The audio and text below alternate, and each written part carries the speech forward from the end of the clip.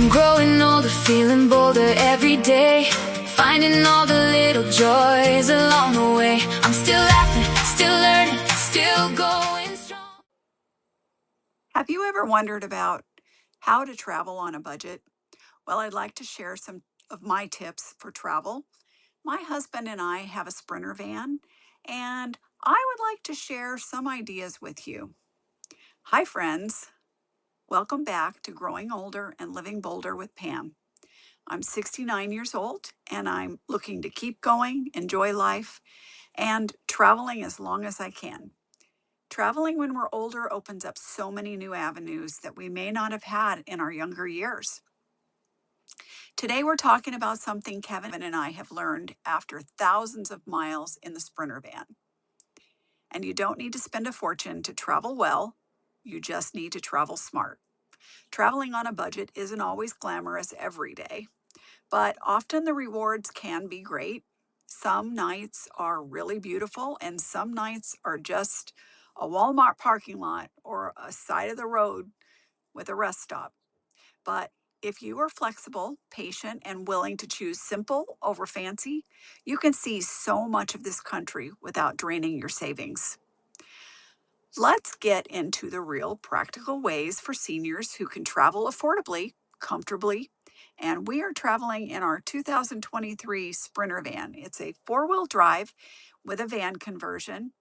And let me talk to you about boondocking. This is my favorite option. Free camping, usually on public land. Boondocking means camping for free on public land. It can be BLM land or national park land. Usually there are no hookups and often no real amenities at all. But the good thing about it is there are no campground fees. Just you, your van, and whatever nature gives you that day. Here are some pictures of sites that we have stayed in over the years. Camping this way can be one of the biggest money savers out there. Sometimes it's a beautiful sight to wake up to. But let's be honest, it's not always picture perfect. Sometimes the spots are dusty, sometimes it's windy. Once we stayed in a very remote area outside of Valdez, Alaska. We put out our Starlink, as we often did. We were there a few, maybe hours, and a disheveled looking man in a van drove up. And he stayed in the area for about an hour, and then he just all of a sudden just took off. We saw no one else that entire night, and when we woke up in the morning, to our surprise, there was a set of children's shoes right next to our Starlink. Obviously, someone had visited during the very early hours of that morning and left us a surprise, a present of the shoes, and then they left. We were pretty creeped out and, of course, tried to figure out what it all meant. And I even took a picture of the shoes. Needless to say, we moved on that day to another site down the road. But that's the kind of examples of what you get. Often you just never know who will visit you during your stay in the boondocking site. And that's okay. You have to accept that and be prepared. It's part of the adventure. Let's talk about some tips for success. Choose easy access spots, often with no deep ruts, no steep grades, no soft sand. You don't want to get stuck in the middle of the night. Many Forest Service maps will detail the access roads and grade them according to difficulty from the asphalt to the dirt roads. Try to arrive before dark so you're not setting up tired and in an unfamiliar area. Keep a boondock ready checklist. You want plenty of water. You want your batteries to be charged if you have a rig with power. Simple meals already prepped, flashlights handy and ready. Pick a spot with cell service if you can. That gives you some peace of mind. Read the reviews ahead of time from the seniors on the apps like boondocking apps. There's some like iOverlander and Campendium that I have tried. Boondocking saves us anywhere from $30 to $70 a night, and the quiet mornings are worth it. Another option for some might be the Harvest Host system. It is affordable, safe, and usually a quiet overnight stay, but you must have a fully self contained unit with a bathroom and holding tanks. Our van does have this option. I would urge you to check out the Harvest Host websites before you go there just for more details. I am not sponsored by them. You do pay one annual fee, and then you can stay overnight at farms, wineries, there's museums, there are even some golf courses and some small businesses. These stays, they feel very safe, they're quiet, and they're often very personal. It can be very interesting because the site usually offers some type of amenity or a shop to explore. But here's the realistic truth about it. You are expected to support that business. That might mean that you buy a bottle of their wine or a jar of their jam, a dozen of their eggs. Still, it's far cheaper than that $60 campground. Usually, you can stay only one day and then get back on the road.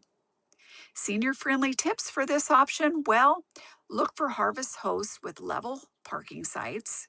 It's easier on your knees, your back, and it's less invasive for you.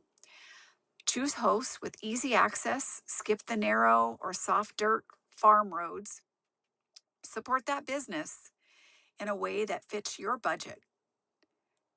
Ask about noise. Some farms have early tractors or roosters. I actually like morning sounds of the roosters, so that's okay for me. I'd say go midweek for quieter stays and with less crowds. That always works for us. Some of our best conversations have happened at Harvest Host. There's real people, real stories, peaceful nights. Let's talk about some of the other options.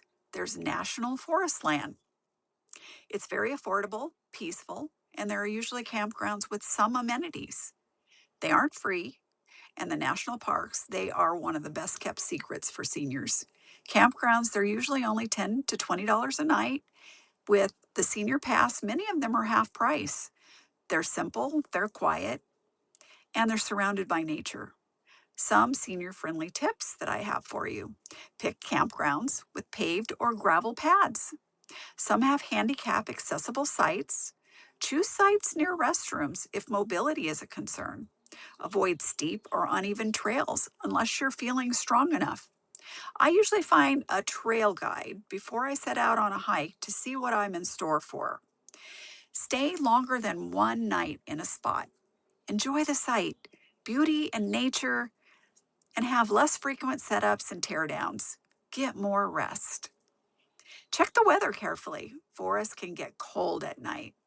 National forests aren't fancy, but they're peaceful and often very affordable.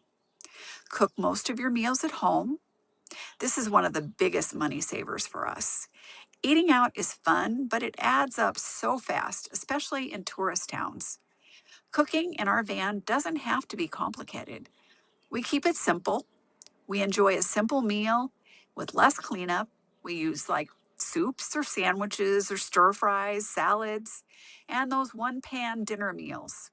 We're not trying to be gourmet chefs, but we are trying to eat well and stay healthy. Some senior friendly help, I would say keep your meals simple. Often one pan dishes are your friend. Use those pre cut veggies and save time and energy. Batch cook as much as you can and enjoy leftovers the next day.